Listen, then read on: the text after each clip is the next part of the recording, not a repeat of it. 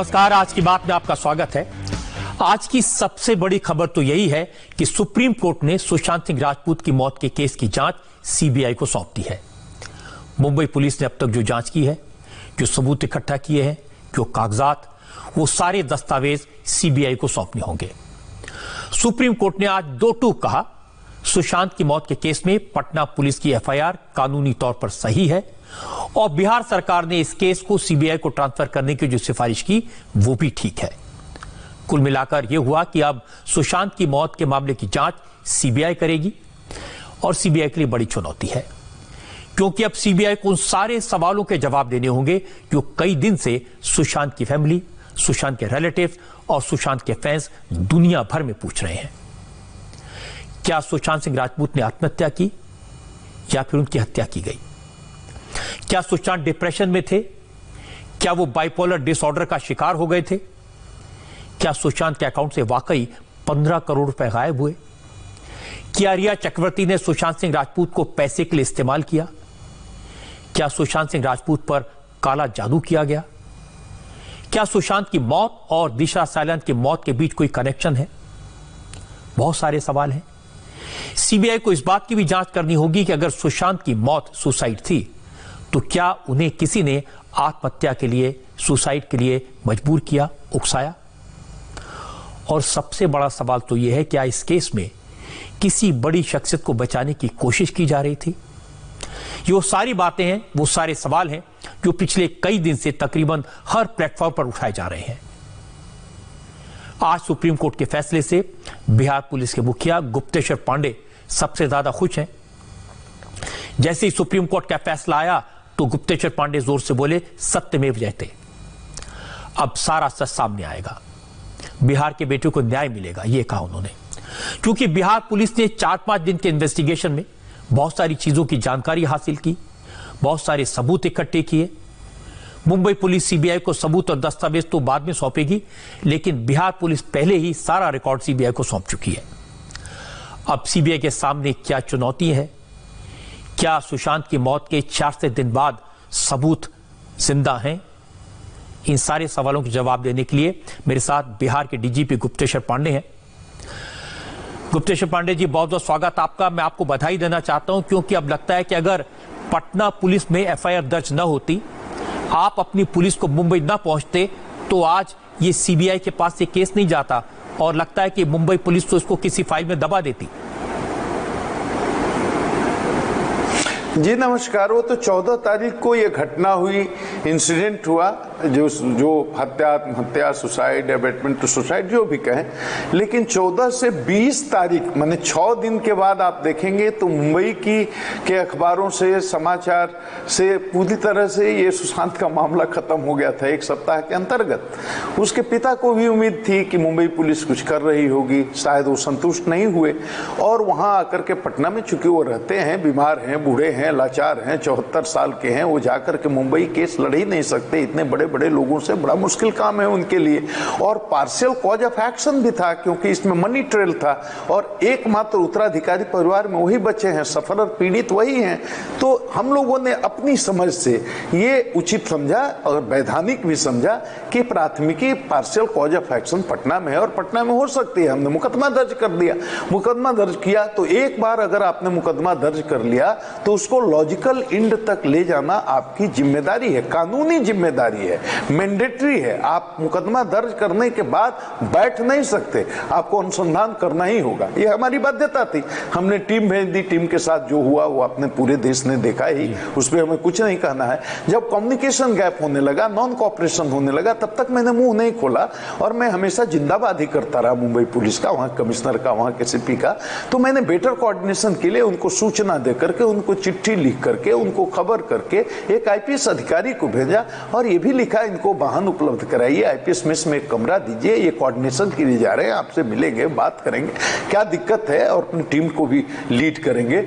और वो अधिकारी जाता है, उसको आईपीएस नहीं मिला, मेस नहीं मिला, एकोमोडेशन नहीं मिला, ये कोई बड़ी बात नहीं है, हमने उसका दिल पर कुछ नहीं लिया, अपनी व्यवस्था से वो एकोमोडेशन, गवर्नमेंट एकोमोडेशन अरेंज करता है। कहीं रात में जाता है और वहां से वहां का डीसीपी हमारे एसएसपी को पूछता है फोन करके 7 बजे शाम को, 8 बजे शाम को, कि भाई तुम्हारा अधिकारी आईपीएस आया, ठहरा कहाँ है। अब देखिए विचित्र बात है, ये गुड फेथ में बता देता है कि आईपीएस में आप लोगों ने दिया नहीं तो अपनी व्यवस्था से गोरेगांव किसी गेस्ट हाउस में ठहरा है। कहा एड्रेस बताओ, एड्रेस बताता है रात में 11:30 12 मध्य रात्रि में जो सोने का टाइम है, बीएमसी के ऑफिशियल धमक पड़ते हैं और कैदी की तरह उसके हाथ पर ठप्पा लगाते हैं, यहाँ मुहर मारते हैं, कहते हैं कि क्वारंटाइन, आप बाहर नहीं निकल सकते, आप किससे बात नहीं कर सकते, आप इन्वेस्टिगेशन नहीं कर सकते। मतलब इन्वेस्टिगेशन को ही क्वारंटाइन कर दिया। इसका नतीजा हुआ कि 4 पहले से गए हुए अधिकारी थे, वो डर से निकलना बंद कर दिए। हमारा इन्वेस्टिगेशन तो यही खत्म हो गया। अगर माननीय सर्वोच्च न्यायालय ने इस पर कड़ी आपत्ति नहीं जताई होती और उनको फटकार नहीं लगाई होती तो हमारे अफसर को ये कैदी की तरह अभी 14 दिन रखते। 6 दिन तो रखा, लेकिन ये 14 दिन रखते तो ये एकदम अनइथिकल था, इलीगल था, रॉन्गफुल कन्फाइनमेंट था, पूरा अनप्रोफेशनल बिहेवियर था। उसके बाद मैंने मोर्चा खोला कि भाई व्हाट इज दिस, ये क्या कर रहे हो आप, ये कैसे कर सकते हो, आईपीएस अफसर है वो। मैं इसीलिए कह रहा हूं पांडे जी, अगर संभाला कि आप बिल्कुल गलत कर रहे हैं। पांडे जी, अगर आपने मोर्चा नहीं खोला होता तो रिया चक्रवर्ती का नाम ही नहीं आता। आज वो शक के घेरे में है इसी वजह से। नहीं, शक के घेरे में तो अपनी वजह से हैं। मैं ये बता रहा हूं कि जब ये घटना होती है, रिया चक्रवर्ती जी, बहुत सम्मान के साथ मैं नाम ले रहा हूं, कि वो अपने खुद ट्वीट करती हैं, भारत के आदरणीय गृह मंत्री से ये मांग करती हैं कि इसका सीबीआई अनुसंधान करे। ठीक है, अब बिहार पुलिस जब जाती है, हम बार बार अपने चैनल से, अपने माध्यम से, विभिन्न स्रोतों से उनको सूचना देते हैं कि आप जरा आकर के हमारे सामने भी अपनी बात रखिए, हमको बताइए आप कैसे निर्दोष हैं, आप पर ये आरोप लगे हैं। बार बार अनुरोध, अनुनय, विनय, रिक्वेस्ट कई चैनल से मैंने सूचना दी उनको, लेकिन वो आने से इनकार करती हैं। तो अब वो खुद सीबीआई की मांग कर रही हैं और जो बिहार सरकार ने सीबीआई को केस सौंप दिया, मतलब रिकमेंड कर दिया, भारत सरकार ने उस अनुशंसा पर सीबीआई को केस दे दिया, तो सुप्रीम कोर्ट में मूव करते हैं कि नहीं नहीं नहीं, बिहार पुलिस नहीं, और ये तो मुंबई पुलिस को ही करना चाहिए। तो मुंबई पुलिस पर ही उनको भरोसा क्यों है, बिहार पुलिस से क्यों उनको डर लगता है? हमारी तो कोई दुश्मनी नहीं है रिया चक्रवर्ती से या किसी से भी, हमारी तो हमारे कोई टारगेट में थोड़े, हम थोड़ी ही न जाकर के उनको पकड़ लेंगे। उनको तो पांडे जी ये लगता है कि आपने क्यों सीबीआई से डर लगता है? आपने उनको ये कहना है कि आपने जरूरत से ज्यादा इंटरेस्ट लिया इस केस में पर्सनली। बिहार का बेटा था, बिहार का बेटा था, पूरे हिंदुस्तान की शान था। आप देख लीजिए, निष्पक्ष भाव से मैं बोल रहा हूं कि बिहार की 12 करोड़ आवाम की बात नहीं है। आज कन्याकुमारी से लेकर कश्मीर तक और बंगाल से लेकर के गुजरात तक किस तरह से लोगों का इमोशन जुड़ गया है। तो जिस तरह से रिया चक्रवर्ती ने यह काम किया और अपना व्यवहार किया, उसके चलते वो खुद शक के दायरे में आ गए।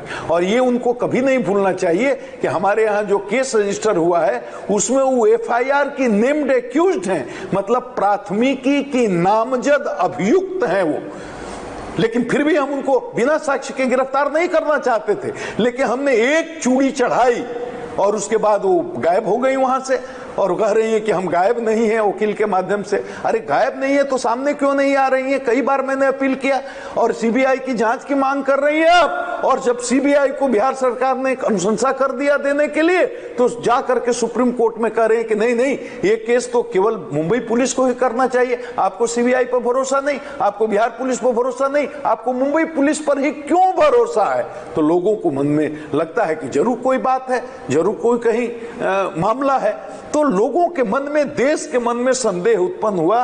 मुंबई पुलिस ने जो अपने गलत अनप्रोफेशनल डिसीजन लिए, उसके कारण मुंबई पुलिस के बारे में संदेह उत्पन्न हुआ।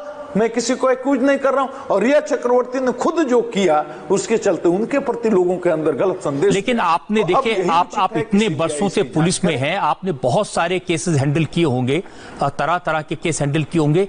इस केस के लिए ही आपको क्यों इतना इमोशनल होकर के बाहर आना पड़ा?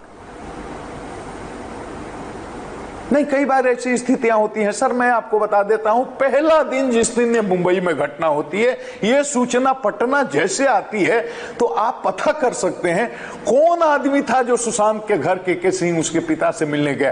पहला आदमी मैं हूं।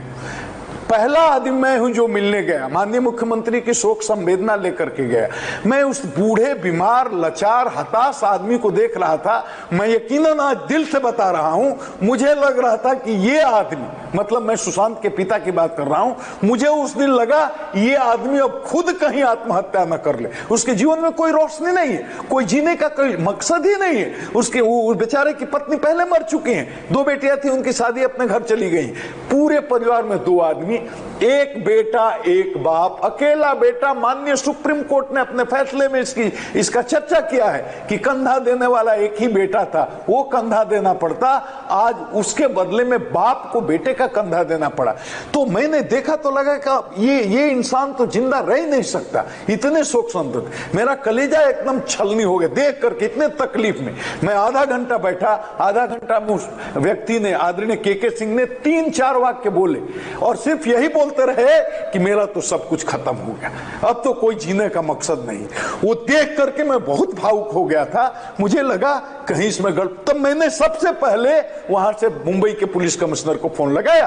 आप पूछिए, उस दिन तो कोई पॉलिटिक्स नहीं थी, उस दिन तो कोई नहीं जानता था कि केस में इतना ट्विस्ट है, कोई नहीं जानता था कि केस में कोई मिस्ट्री है। हम लोग तो यही जानते थे कि सुसाइड है और यही मानकर चल रहे थे। ये तो दूसरे दिन की बात है। मैंने पुलिस कमिश्नर को फोन लगाया, उन्होंने फोन नहीं लिया।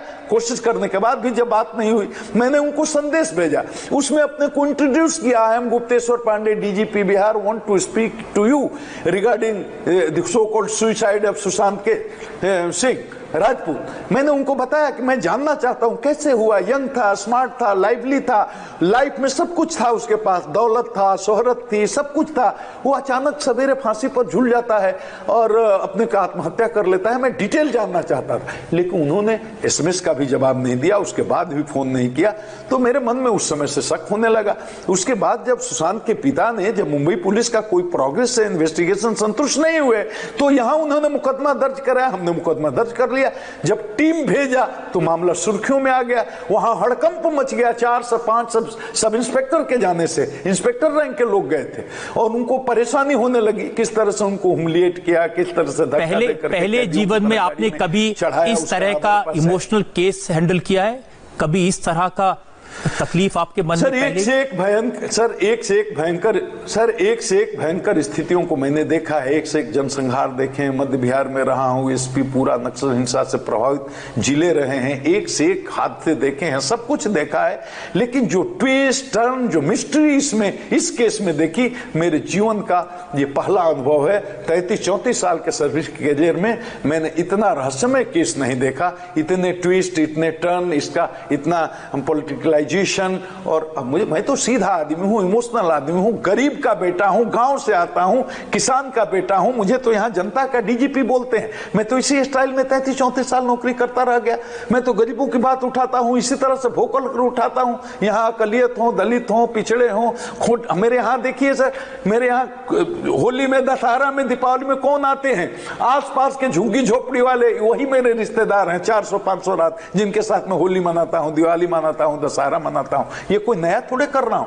मैं इमोशनल हो जाता हूं क्योंकि पूरा बिहार इमोशनल है। घर घर में, एक एक परिवार में लग रहा है कि हमारा बेटा मरा है। इस तरह का माहौल है यहाँ। कितने आंदोलन का यहाँ हुए, कितने पुतले जलाए गए, कितने नारेबाजी हुई, क्या माहौल है यहाँ का देख लीजिए। और आज कितने पटाखे फूक रहे हैं। लोगों को लग रहा है कि अब जस्टिस मिल जाएगी। मुंबई पुलिस पर कहने का मतलब भरोसा देश को में अब किसी भी आदमी को नहीं था। निष्पक्ष जांच होनी चाहिए। निष्पक्ष जांच के लिए सीबीआई पर भरोसा है, इसलिए मैं खुश हूं। जी पांडे जी, लेकिन व्यक्तिगत जीत नहीं है, क्योंकि मेरी व्यक्तिगत किससे कोई लड़ाई नहीं थी। देखिए, इतना इमोशन है आप में, इतना इमोशन है बिहार के लोगों में और पूरी दुनिया में भावनाएं तो हैं लोगों की।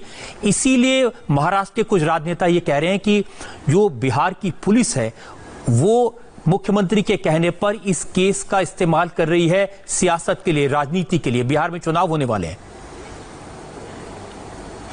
सर, बहुत लोग बहुत कुछ कह रहे हैं, किसी राजनेता की बात का जवाब देने की हैसियत मेरी नहीं, मैं ये औकात ही नहीं कि मैं जवाब दूं। मुख्यमंत्री जी के बारे में तो इतनी भद्दी, इतनी अमर्यादित टिप्पणी की गई, एक ऐसे विशेषण का उपयोग किया गया है जिसको मैं रिपीट नहीं कर सकता। सुशांत के पिता के सिंह के बारे में बिल्कुल तथ्यहीन बातें कही गई, उनकी बहनों के बारे में बिल्कुल अमर्यादित और भद्र बातें कही गई, तो उन्हीं लोगों ने मेरे बारे में भी कही। मतलब जो इस केस में खड़ा होगा अगले मोर्चे पर लड़ाई के लिए, न्याय के लिए, तो उसके मनोबल को तोड़ने के लिए, उसको डिमोरलाइज करने के लिए उस पर आरोप लगाए जाएंगे, उस पर कहा। लेकिन मैं टूटने वाले थोड़े हूं सर, मैं तो गांव का, देहात का, झोपड़ी से निकल कर आया आदमी हूं, संघर्ष करके यहां तक पहुंचा हूं। मेरे बाप दादा खानदान में न कोई एसपी हुआ, न कोई कलेक्टर हुआ, न जज हुआ, न मिनिस्टर हुआ, पूरा परिवार किसान रहा, यही इतिहास है। जीवन में पहली बार मेरे खानदान से पहला आदमी हूं जो स्कूल गया और मैट्रिक पास किया, बीए पास किया और इस नौकरी में आया। तो मैं तो मिट्टी से जुड़ा हुआ मिट्टी का आदमी हूं। मैं तो जीना जानता हूं, मरना जानता हूं, न्याय के लिए अड़ना जानता हूं। टूट सकता हूं लेकिन झुक नहीं सकता। तो मैं टूटूंगा, झुकूंगा नहीं। मैंने लगा मुझे कि कहीं कुछ गड़बड़ हो रही है तो मैंने स्टैंड लिया। मैं उस स्टैंड पर कायम हूं, चाहे कीमत कितनी चुकानी पड़े। गालियां मिल रही हैं, गालियां दी जा रही हैं, तरह तरह से अपमानित करने की कोशिश की जा रही है, लेकिन मैं जहां खड़ा हूं, अब 33 साल इज्जत से नौकरी कर लिया, तो अंतिम फेज में जब हमारी साल भर से कम नौकरी है तो मैं कोई कंप्रोमाइज नहीं करूंगा अपने मान सम्मान, अपने सिद्धांत के साथ। जिसको जो बोलना है। आपको पांडे जी ये क्यों लगा कि जिस केस को, कोई राजनीति नहीं थी, जिस केस को मुंबई पुलिस आत्महत्या ऑलमोस्ट मान चुकी थी, डिक्लेयर कर चुकी थी, आप क्यों लगा कि इसमें कोई साजिश है, इसमें कोई हत्या का मामला हो सकता है, क्यों लगा ये? आप पढ़िए लिख करके के सिंह जो सुशांत के पिता हैं, उन्होंने जो केस दिया है, जो पिटीशन दिया है, जिसके आधार पर प्राथमिकी दर्ज हुई है, उसको आप पढ़िए, आप ही को लगेगा।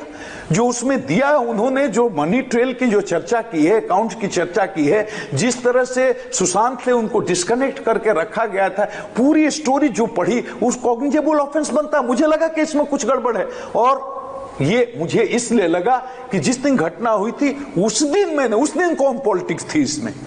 उस दिन तो कोई नहीं जानता था कि इसमें इतना ट्विस्ट आएगा, टर्न आएगा, इतना पॉलिटिकल हो जाए कुछ भी। वो पहले दूसरे दिन की बात, घटना, इंसिडेंट के दूसरे दिन, उस दिन मैंने बात करना चाहा था, मैंने मैसेज किया था, मैंने आपको बताया। नहीं बताया आपने, लेकिन नहीं किया। उसके बाद भी, जब ये एफआईआर के बाद भी मैंने डीजीपी से बात करनी चाहिए, पुलिस कमिश्नर से बात करनी चाहिए, दोनों में से किसी ने बात नहीं किया। लेकिन पांडे जी, तो कम्युनिकेशन गैप हमने थोड़े बताया, देखिए उन्होंने बनाया। गृह सचिव बात करना चाह रहे हैं, वहां का गृह सचिव नहीं बात कर रहे हैं, डीजीपी बात करना चाह रहे हैं, वहां के डीजीपी नहीं बात करना चाह रहे हैं। कम्युनिकेशन गैप उन्होंने बताया, आपकी बात बिल्कुल सही है, और बना करके ऐसा संदेह गहरा कर दिया जी। लेकिन पांडे जी, जैसे रिया चक्रवर्ती के वकील की तरफ से कल एक स्टेटमेंट आया था जिसमें रिया ने कहा कि ये परिवार का झगड़ा है, सुशांत और उनकी बहनों की आपस में नहीं बनती थी, इस वजह से उन पर आरोप लगाया जा रहा है, उनको बीच में घसीटा जा रहा है। देखिए, वो जो स्टेटमेंट आया है उसमें बहुत घोर आपत्तिजनक कुछ बातें लिखी गई हैं, मैंने झटके पर उसको देखा है। मेरी सलाह यही है, मेरा निवेदन है, ये सबमिशन जिसको अनुरोध कहते हैं, अपील कहते हैं, आदरणीय रिया चक्रवर्ती जी से, कि पता नहीं कौन उनको सलाह दे रहा है, ये ना करें वो, इससे उनकी मुश्किलें बढ़ जाएंगी। ये लीगल लड़ाई है, लीगल फ्रेमवर्क में रह करके, और लीगल बैटल को लीगल बैटल की तरह कोर्ट में लड़े। वो कभी न भूले कि ये केस की नेम्ड एफआईआर एक्यूज है, वो सस्पेक्ट नहीं है, वो एक्यूज हैं, नेम्ड एफआईआर, नामजद अभियुक्त हैं, और उनके खिलाफ अनुसंधान का मतलब है कि साक्ष्य संकलित किया जा रहा है। तो इस तरह का स्टेटमेंट सोशल मीडिया में देकर के अपनी प्रतिष्ठा बचाने या बढ़ाने की कोशिश करने से उनको कोई लाभ नहीं होगा। ये लीगल एक उन पर आरोप है, ये लीगल लड़ाई है, लीगल बैटल है। वो सीबीआई को कोऑपरेट करें और लीगल बैटल को बिल्कुल लीगल प्रोफेशनल तरीके से अच्छे वकील की राय से कोर्ट में लड़ें। बाहर उनकी बात अब कोई सुनने वाला नहीं है, क्योंकि उनके खिलाफ बहुत तरह के संदेह का घेरा आम पब्लिक में हो गया है। मतलब पब्लिक परसेप्शन उनके खिलाफ है इन जनरल। हाँ, पब्लिक परसेप्शन जरूर, बिल्कुल आप सही कह रहे हैं, पब्लिक परसेप्शन बहुत खिलाफ है, पब्लिक के मन में बहुत सारे सवाल है उनको लेकर के। लेकिन उनका जो केस है, उनका ये कहना है कि ये सुशांत सिंह डिप्रेशन में थे, बाइपोलर थे, इसलिए वो इस तरह की बात कर सकते थे, और वो तो घर छोड़कर चली गई थी। बहुत सारी बातें उन्होंने कही हैं। तो वही बात तो सुनने के लिए उनको बुला रहे थे ना हम। हम तो वही बात सुनने के लिए बुला रहे थे कि अपने डिफेंस में जो बोलना है वो बोल दे। हमारी टीम गई है, हमारे आईपीएस अफसर गए हैं, 4 अफसर की टीम गए रहे हैं, चिल्ला चिल्ला कर गला फाड़ फाड़ कर कह रहे थे। जो हमको माध्यम मिला सब माध्यम से कम्युनिकेट किया कि यही बात आकर हमारे सामने कहिए ना, आपकी सारी बातें हम नोट करेंगे, आपके डिफेंस को नोट करेंगे पूरा पॉइंट वाइज, और फिर तब हम उसका एग्जामिन करेंगे, क्रॉस चेक करेंगे कि आपने जो कहा वो कितना सही है कितना गलत है। हम तो आपकी सुरक्षा के लिए, आपके हित के लिए, आपके कल्याण के लिए आपको बुला रहे थे, ताकि आपको यह कहने का मौका नहीं मिला कि हमको अपने को डिफेंड करने का मौका नहीं मिला। ये नॉर्मली कोर्ट में होता है, पुलिस करती नहीं है, लेकिन हम तो इतने लिबरल थे कि आपकी बात भी सुनना चाह रहे थे, लेकिन आप तो आए ही नहीं और आपने कहा कि बिहार पुलिस पर हमको भरोसा ही नहीं है। अब आप सीबीआई के पास सामने तो जाना पड़ेगा, आपको कोई उपाय नहीं है। तो लीगल बैटल को लीगल तरीके से बिल्कुल मर्यादा में रह करके इसको लड़ना चाहिए उनको। सोशल मीडिया में एडवोकेट से प्लान करके इस तरह का स्टेटमेंट देने से उसमें बहुत ही आपत्तिजनक बातें लिखी हुई हैं, अशोभनीय बातें भी लिखी हुई, वो उचित नहीं है। ये मेरी केवल प्रार्थना है, बाकी मेरी एडवाइस पर तो चलेगी। मैंने देखा। एक और सवाल मैं आपसे आखिरी में जानना चाहता हूं, बहुत आप इतने अनुभवी पुलिस अफसर हैं, आपने पूरी दुनिया देखी है, बहुत इन्वेस्टिगेशन देखे हैं, बहुत सारे लोगों को लगता है कि अब 66 दिन हो चुके अब ये केस हुए, क्या अब भी सीबीआई को वहां सबूत मिल पाएंगे?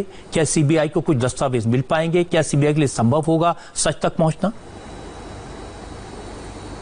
देखिए, हम ईमानदारी से अगर बोलूं तो बहुत मुश्किल काम है, ये बहुत मुश्किल काम है। अगर स्थानीय पुलिस कोऑपरेट ना करे तो ये बहुत बड़ा चैलेंज है। ये चैलेंज तो मेरे लिए भी था, मेरे लिए तो यहाँ एफआईआर करना भी चैलेंज था, मेरे लिए तो टीम बनाना भी चैलेंज था, मेरे लिए तो मुंबई में जाकर इन्वेस्टिगेशन करना भी चैलेंज था। और जब मुंबई पुलिस इसको अदालत ले गई तो सर्वोच्च न्यायालय से ये फैसला हुआ, ये भी मेरे लिए बहुत बड़ा चैलेंज था। जीवन में इतनी बड़ी चुनौती मैंने कभी नहीं फेस की, तो उनके लिए भी चैलेंज है। सीबीआई के लिए भी एक बहुत बड़ा चैलेंज है, बहुत बड़ी चुनौती है। लेकिन चूंकि बहुत प्रोफेशनल एजेंसी है, मुझे पूरा विश्वास है एक से एक उसमें दक्ष पदाधिकारी हैं, वो बहुत तरीके से अगर लगेंगे, थोड़ी मुश्किल होगी, थोड़ी कठिनाई होगी, लेकिन मुझे पूरा भरोसा है कि सत्य को कहीं से भी निकाल लेंगे और सत्य प्रकट जरूर होगा, चाहे वक्त जितना लगे। गुप्तेश्वर पांडे जी, बहुत बहुत शुक्रिया हमसे बात करने के लिए, बहुत धन्यवाद आपका।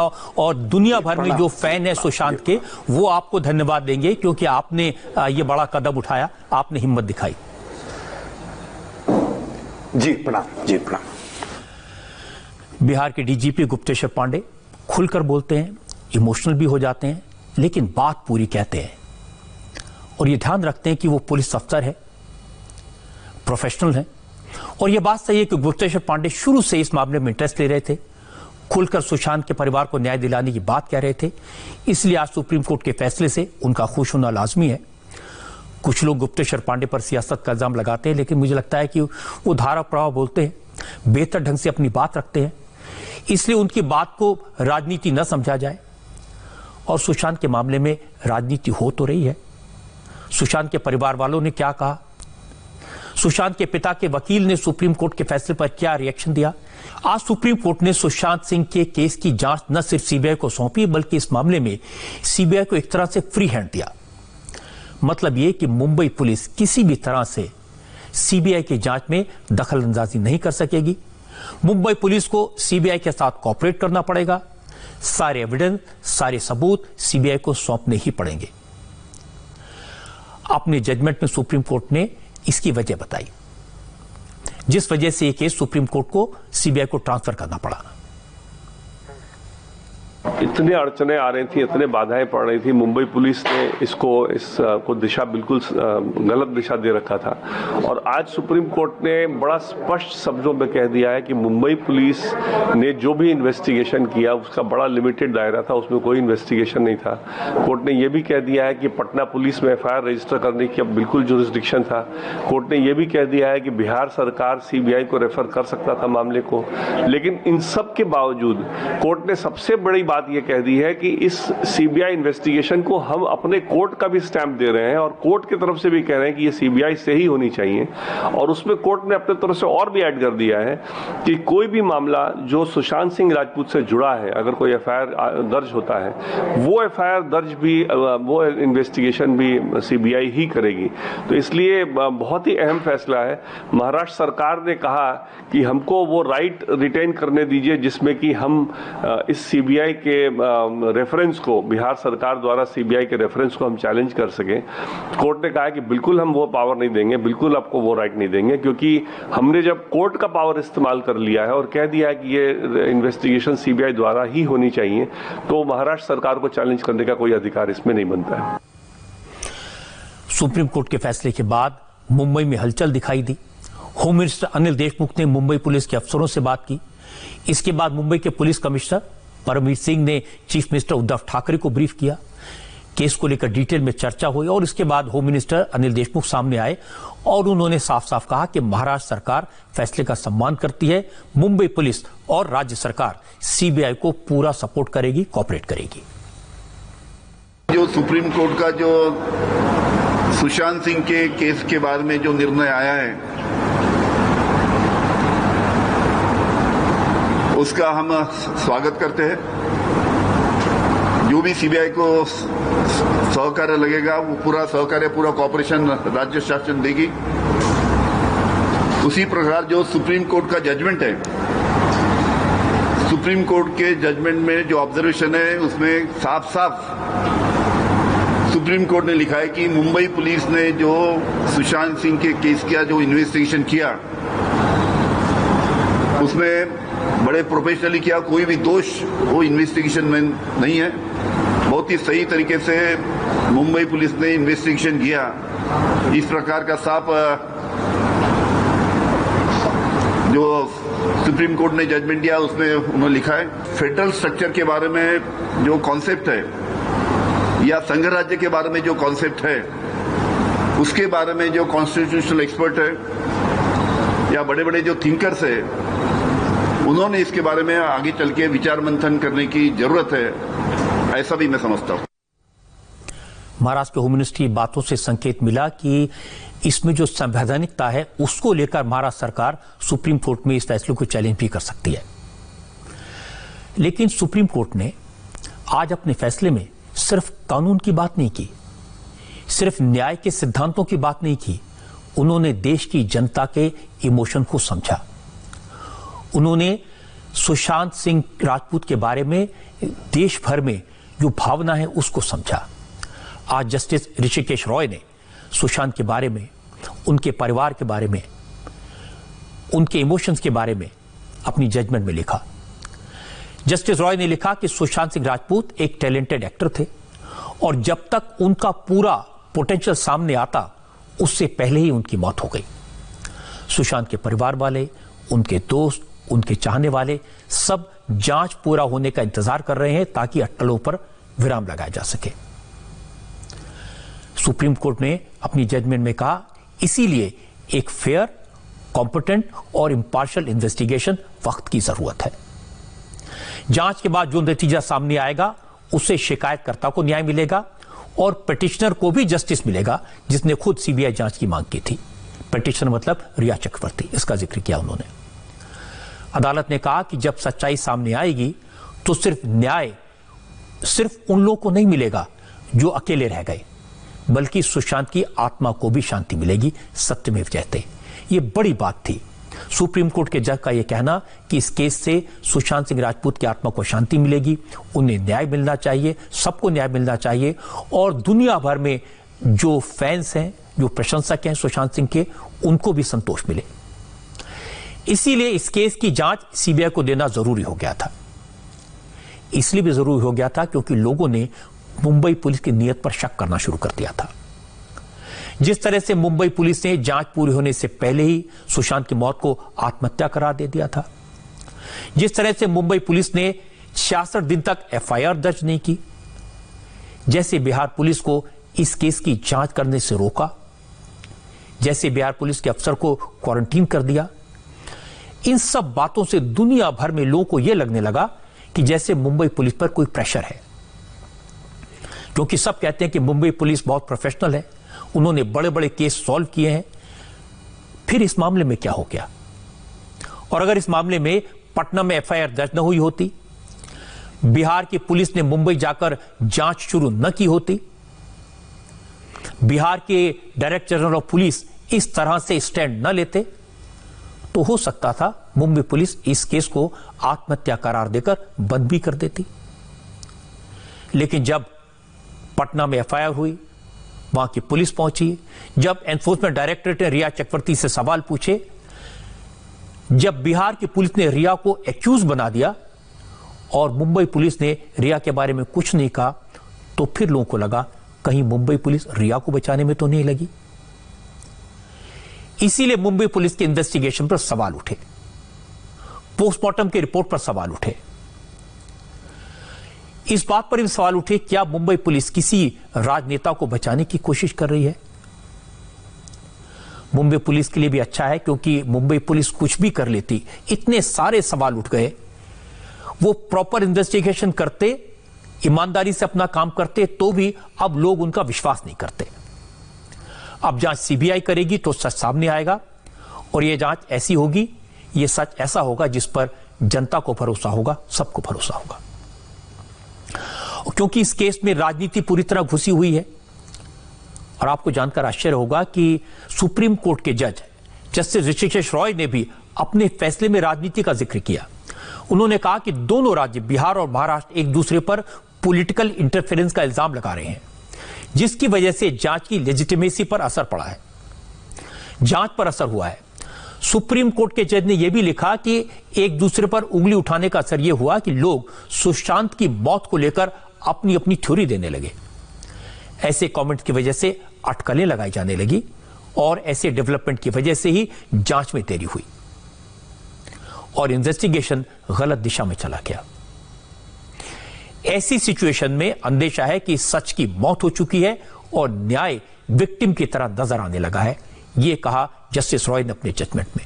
आप अंदाजा लगा सकते हैं कि वो इस मामले की कितनी गहराई में गए, समझा कि इसके पीछे कैसे सियासत हो रही है और कैसे राजनीति की वजह से इस केस का इन्वेस्टिगेशन रुक गया है, प्रभावित हो रहा है।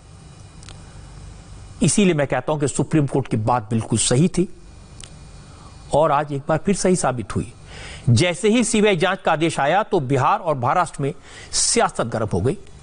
बिहार में ढोल नगाड़े बजने लगे, नीतीश कुमार की जयकार के नारे लगने लगे, और महाराष्ट्र में शिवसेना के नेताओं ने इसे महाराष्ट्र पुलिस की अस्मिता से जोड़ना शुरू कर दिया। आमतौर पर बिहार के मुख्यमंत्री नीतीश कुमार इस तरह के मामलों में बयानबाजी नहीं करते, लेकिन आज उन्होंने कहा, जैसे ही सुप्रीम कोर्ट का फैसला आया तो नीतीश ने बिना देर के रिएक्शन दिया। हमारे संवाददाता नीतीश चंद्र ने उन्हें फोन किया तो नीतीश ने कहा, यह न्याय की जीत है, सच को सामने लाने की लड़ाई की जीत है। अब सुशांत के परिवार को न्याय मिलेगा, पिता को संतोष मिलेगा। बिहार ने जो किया है, अब बिहार पुलिस ने जो कुछ भी किया है, जो कुछ भी किया है वो न्याय संगत काम किया, विधि संगत काम किया। इसलिए अब तो माननीय सर्वोच्च न्यायालय के फैसले के बाद स्पष्ट हो गया कि एफआईआर दर्ज करना और उस पर जांच की कार्रवाई प्रारंभ करना ये बिल्कुल कानूनी रूप से उचित काम था। तो ये तो अब स्पष्ट हो गया, और अब मुझको पूरा भरोसा है। अब उन लोगों दूसरी तरफ से जो कुछ भी कहा जा रहा था, अब वो तो गलत साबित हुआ, और अब माननीय सर्वोच्च न्यायालय के निर्णय के बाद हमको तो पूरा भरोसा है कि अब सीबीआई तेजी से जांच करेगी और यथाशीघ्र न्याय मिलेगा। कोई चुनाव से रिश्ता नहीं, राजनीति से कोई रिश्ता नहीं। हालांकि नीतीश कह रहे हैं कि चुनाव से राजनीति से कोई रिश्ता नहीं, लेकिन उन्हें जनता की भावनाओं की कदर तो करनी पड़ती है। और जिस चीज का जिक्र गुप्तेश्वर पांडे ने अब से थोड़ी देर पहले मुझसे बात करते हुए किया था, सुशांत सिंह राजपूत की मौत को लेकर पूरे बिहार में इमोशन है, भावनाएं हैं, लोग आहत हैं, लोग सच जानना चाहते हैं। इसलिए बिहार सरकार की जिम्मेदारी थी कि वो इसकी जांच करते, और बिहार सरकार ने जब सीबीआई को रिकमेंडेशन दी तो बिहार के लोगों ने खुशी महसूस की। महाराष्ट्र में भी बीजेपी ने सुप्रीम कोर्ट के फैसले का हवाला दिया, उद्धव ठाकरे और शिवसेना पर सीधा हमला किया। महाराष्ट्र के पूर्व मुख्यमंत्री देवेंद्र फडणवीस, समझ लीजिए, बिहार में बीजेपी के चुनाव के प्रभारी भी हैं। उन्होंने क्या कहा, यह मैं आपको सुनवाता हूं। जिस प्रकार से इस केस का हैंडलिंग महाराष्ट्र में हुआ है, मुझे लगता है महाराष्ट्र सरकार ने इस पर आत्मचिंतन करना चाहिए। हम ये अपेक्षा करते हैं कि सीबीआई जल्द से जल्द इसमें इन्वेस्टिगेशन करेगी और इस सारे केस को और सुशांत सिंह राजपूत के जो करोड़ों फैंस हैं या उनको चाहने वाले लोग हैं, ऐसे सभी को जल्द से जल्द न्याय मिलेगा, ऐसी अपेक्षा हम करते हैं। शिवसेना के एक नेता ऐसे हैं जो शुरू से यह कह रहे हैं कि यह सारा का सारा मामला इसलिए उलझाया जा रहा है, इसलिए इसे इतनी हवा दी जा रही है क्योंकि बिहार में चुनाव है और जेडीयू और बीजेपी इसका इस्तेमाल करना चाहती है। ये नेता है संजय राउत। लेकिन संजय राउत के पास आज बोलने को कुछ ज्यादा नहीं था। उन्होंने आज महाराष्ट्र की अस्मिता, मुंबई पुलिस की काबिलियत को ढाल बनाया। संजय राउत ने कहा कि महाराष्ट्र में कानून का राज है, मुंबई पुलिस सक्षम पुलिस है, इसलिए लोगों को सोच समझकर बोलना चाहिए, महाराष्ट्र की बदनामी नहीं करनी चाहिए।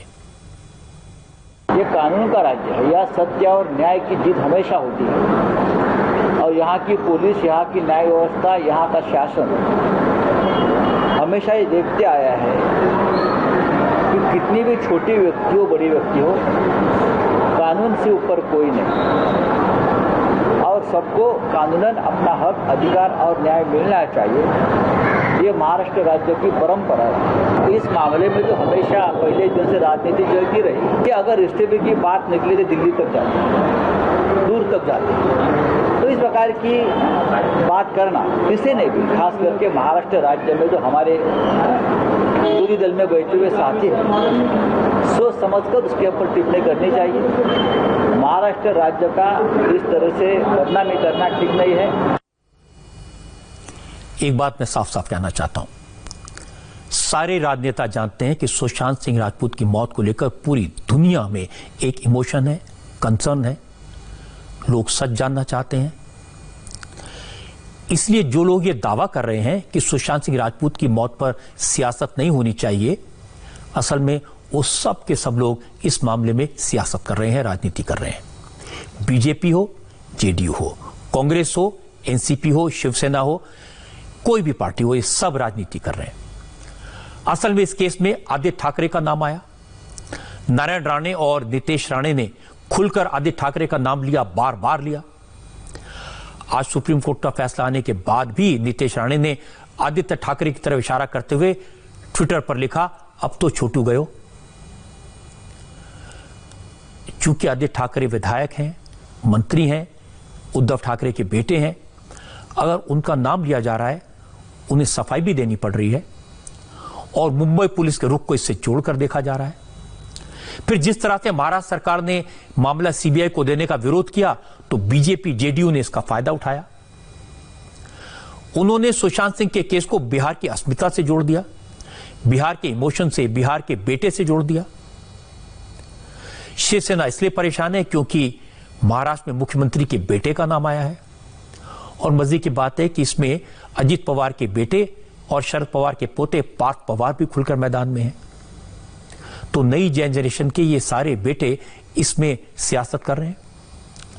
आज भी सुप्रीम कोर्ट का फैसला आने के बाद पार्थ पवार ने ट्विटर पर लिखा, सत्यमेव जयते, जबकि शरद पवार पहले ही पार्थ पवार के बयान को 2 कौड़ी का बता चुके हैं, क्योंकि पार्थ पवार ने इस केस की जांच सीबीआई से कराने की मांग की थी, इसलिए शरद पवार ने ऐसे रिएक्ट किया था।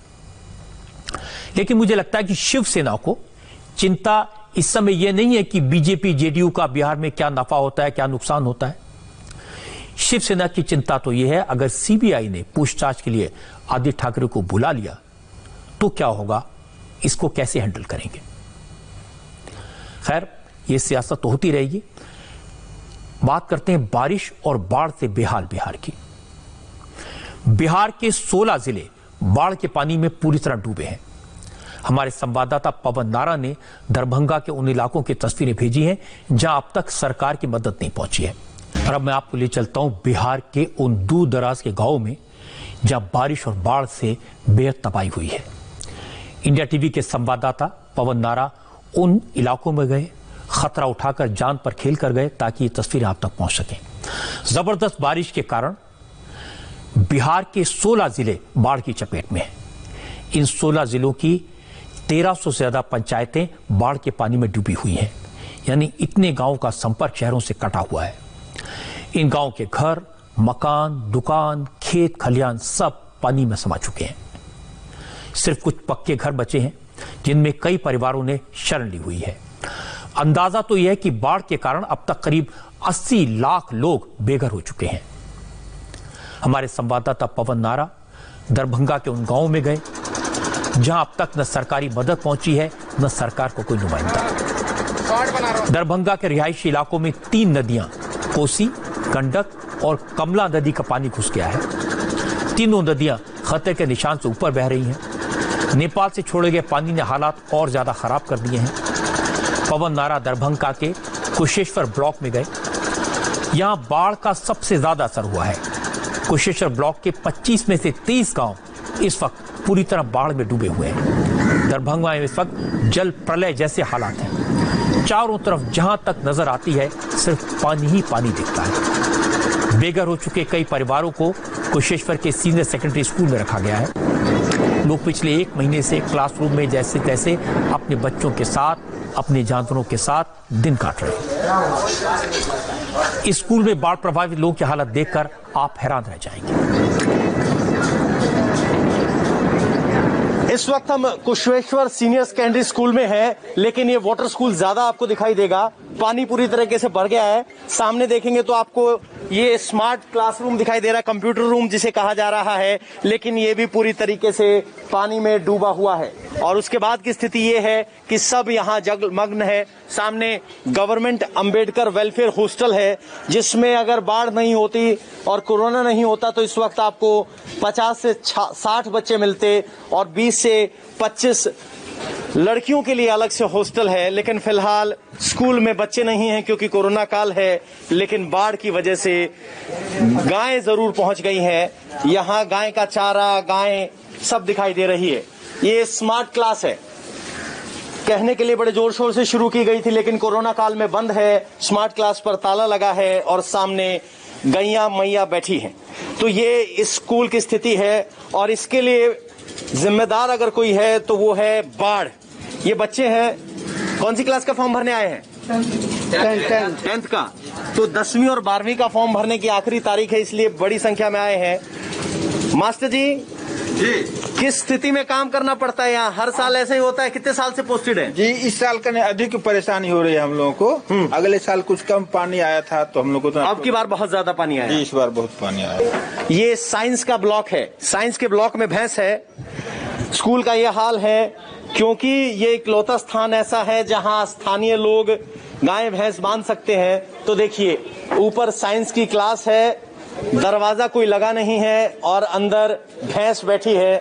तो भैंस साइंस पढ़ रही है समझो, और आर्ट्स गैया मैया पढ़ रही है, और एक परिवार यहाँ अपना बकरियों के साथ मौजूद है। कितने दिन से यहाँ रह रहे हैं भैया?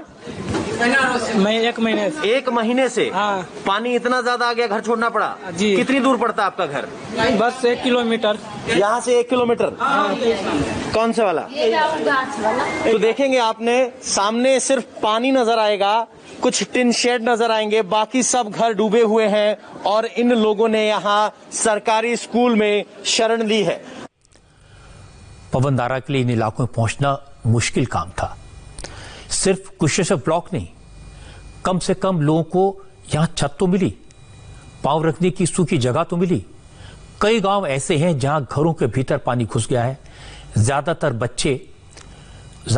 कच्चे घर नदी में समा गए हैं और जो 2-4 घर बचे हैं वहां तक पहुंचने के लिए नाव का सहारा लेना पड़ता है। पवन नारा बोट के जरिए नाव लेकर इन गांव में गए और उनकी रिपोर्ट देखेंगे तो आपको समझ आ जाएगा कि लोग किन हालात में रह रहे हैं, पानी ने लोगों की मुसीबतें किस कदर बढ़ाती हैं। कुशेश्वर घाट से आगे बढ़ते हुए हम आगे बढ़ रहे हैं। यहाँ आपको दूर दूर तक सिर्फ पानी नजर आएगा। इस इलाके में 23 पंचायत ऐसी हैं जो पूरे तरीके से पानी में डूबी हुई है। आपको नजर आएंगे तो सिर्फ घर इस तरीके से जो डूबे हुए हैं, जो गवाही दे रहे हैं कि यहाँ कभी गांव हुआ करता था। लोग इस तरीके से नाव पर आते और जाते हैं। इस इलाके में कोसी, गंडक और कमला, इस तरह की कई नदियां हैं जो नेपाल से निकलती हैं और इस इलाके में कोहराम मचाते हुए गंगा में शामिल होती हैं। ये बिहार के बाढ़ की सच्ची तस्वीर है जो शायद हुक्मरानों तक नहीं पहुंच रही है। बहुत से लोगों से हमने बात की, वो कह रहे हैं कि अभी तक बाढ़ राहत भी इनके पास नहीं पहुंची। पवन नारा ने लोगों से बात की जिनके सामने पानी है, जिनकी आंखों में पानी है, जिनके सामने उनका आशियाना पानी में समा गया, जिन्होंने किसी तरह अपने बच्चों को बचाया और थोड़ा बहुत सामान समेट पाए, उसे लेकर किसी दूसरे के घर में शरण लेने को मजबूर हो गए। पवन नारा ने जब इन लोगों से बात की तो पता चला कि उनकी नाराजगी इस बात को लेकर है कि बाढ़ के करीब 1 महीने इसी तरह से हालात बने हुए हैं। ये लोग 1 महीने से मुसीबतें झेल रहे हैं, लेकिन राहत के नाम पर, मदद के नाम पर कोई नहीं आया। ये दीवार दस्तक दे रही है कि पानी इसी दीवार से अंदर घुसा, मिट्टी को काटते हुए और पूरे घर को अपने आगोश में लिया। यहाँ तख्ती पर यह सामान रखा गया है जिसमें ये पंखा भी है, जो सबूत है कि यहाँ बिजली भी आती थी, लेकिन फिलहाल न खंबा, न बिजली, न राशन, न पानी, सिर्फ जल जिसे कहें हम, बाढ़ का पानी चारों तरफ है। ये जिंदगी अब इस चौकी पर सिमट गई है जिसमें एक स्टेबलाइजर है, कुछ खाली ग्लास हैं, बोतल है, कुछ बोरी हैं, एक कैन में कुछ दाल है। यही वो राशन है जिसके सहारे काम चल रहा है। पानी कितने दिन खड़ा रहा? ये हम लोगों को जो है जी, ये 25 दिन से है। तो 25 दिन से है, जहाँ तक रहने का था कि यहाँ तक तो हम लोग रहे हैं। उसके बाद जो सोचे गए कि ज्यादा, तो उधर से पानी फिर घुस गया। तो राशन पानी लाने के लिए अम्मा कहाँ जाना पड़ता है, कैसे कुछ लाते हैं? कुशेश्वर जाते हैं। तो उनमें पैसा ज्यादा किराया के दिया। अब एगो पिसवा के लिए ना लोग बेकल का कोई आटा चावल खाए के लिए। ऐसा नहीं कि बिहार में बाढ़ कोई पहली बार आई है। इस बार पिछले सालों के मुकाबले पानी थोड़ा ज्यादा है, लेकिन हर साल यही होता है। हर साल इसी तरह की तस्वीरें आती हैं, हर साल लोग इसी तरह अपनी बेबसी जाहिर करते हैं और हर साल सरकार लोगों को मदद का भरोसा दिलाती है। बारिश का मौसम खत्म होने के बाद, नदियों का पानी उतरने के बाद लोग अपना दर्द भूल जाते हैं, वापस अपने घरों को लौट जाते हैं और सरकार अपने वादे भूल जाती है, अपने काम में लग जाती है। मुझे लगता है इस सवाल का जवाब खोजना चाहिए कि बिहार में बाढ़ आती क्यों है और ऐसा क्या किया जाए जिससे ये हालात बदलें। जो मैंने जानकारी हासिल की, रिसर्च की, समस्या का कारण समझने की कोशिश की, तो पता चला बिहार में हर साल 68,800 वर्ग किलोमीटर का इलाका बाढ़ के पानी में डूबता है और इसके 2 बड़े कारण हैं।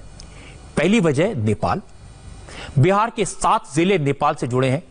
नारायणी, बागमती और कोसी जैसी 7 नदियां नेपाल से बिहार की तरफ आती हैं।